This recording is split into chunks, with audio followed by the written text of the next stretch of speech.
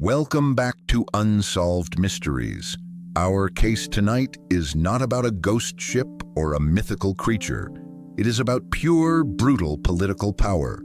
We investigate the disappearance of James Riddle Hoffa, better known as Jimmy Hoffa, the legendary and often feared president of the International Brotherhood of Teamsters. By the 1960s, Hoffa had built the Teamsters into the largest, most powerful union in American history, controlling a massive pension fund often linked directly to organized crime. Specifically, the Mafia. Hoffa's power made him an enemy of the establishment, most notably Attorney General Robert F. Kennedy, who dedicated years to putting him behind bars. After years of legal battles, Hoffa was imprisoned in 1967 for jury tampering. However, his story didn't end there. President Richard Nixon commuted his sentence in 1971 on the condition that Hoffa would not engage in union activities until 1980. Hoffa agreed, but immediately set about trying to regain control of the Teamsters, directly challenging the union leadership he had installed. This challenge sealed his fate. The date was July 30th, 1975. Hoffa was scheduled to meet with two powerful Mafia figures, Anthony "Tony" Provenzano, a New Jersey Teamster boss and Genovese crime family capo, and Anthony "Tony" Jack Giacalone, a Detroit crime boss. The purpose of the meeting was simple. Hoffa wanted their approval to return to power. Hoffa drove alone to the meeting spot, the parking lot of the Machus Red Fox restaurant in Bloomfield Township, Michigan, arriving just after 2 p.m. Witnesses saw him standing by his car, waiting. He then supposedly entered a car driven by an associate, but the details are murky. At 4 p.m., an annoyed Hoffa called his wife, Josephine, complaining that the men were late and he was being stood up. He told her he was going home. That phone call was the last confirmed contact anyone had with the Teamsters king. Hoffa's car was found locked and parked neatly in the lot. The only thing left behind was silence. The disappearance immediately made national headlines. Authorities understood that this was no ordinary missing person case.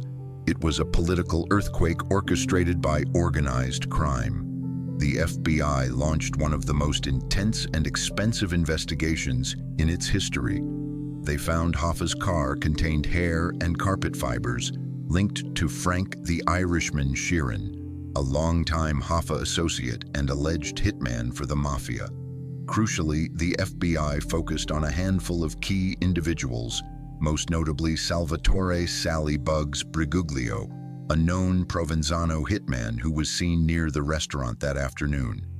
Yet, despite massive efforts, draining lakes, digging up horse farms, searching industrial freezers, not a single definitive piece of evidence regarding Hoffa's body was ever found. The men Hoffa was supposed to meet, Provenzano and Giacalone, both denied knowing anything about the supposed meeting, claiming they were nowhere near the restaurant. The most widely accepted theory is that Hoffa was assassinated by the Mafia because his relentless attempts to reclaim the union threatened to destabilize the carefully controlled flow of millions of dollars from the Teamsters' pension funds into Mafia hands. The plot likely involved Provenzano and Giacalone. The theory suggests Hoffa was driven from the restaurant parking lot to a nearby house or warehouse. He was then killed quickly, likely with a quiet gunshot or strangulation. The immediate disposal was meticulous.